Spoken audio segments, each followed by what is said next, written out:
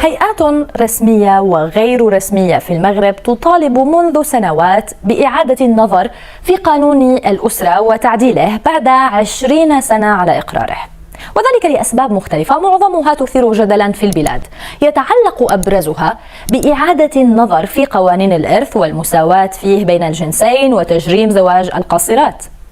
ليتحرك اليوم الملك المغربي محمد السادس خطوة للأمام باتجاه مدونة الأسرة. فماذا حدث؟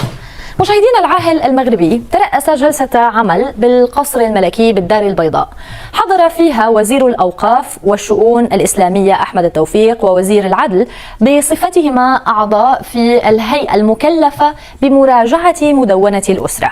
خصصت الجلسة لمراجعة قانون الأسرة في أعقاب رفع الهيئة المكلفة بمراجعة المدونة تقريرها إلى الملك بعد نقاش وتشاور في حيثيته مر بمراحل متعددة شملت الإنصات والاستماع إلى جميع المتدخلين من خبراء ومؤسسات دينية وقانونية ومجتمع مدني، وقدم فيها الوزيران ما تمت الموافقة عليه والنقاط المنتظر النظر فيها.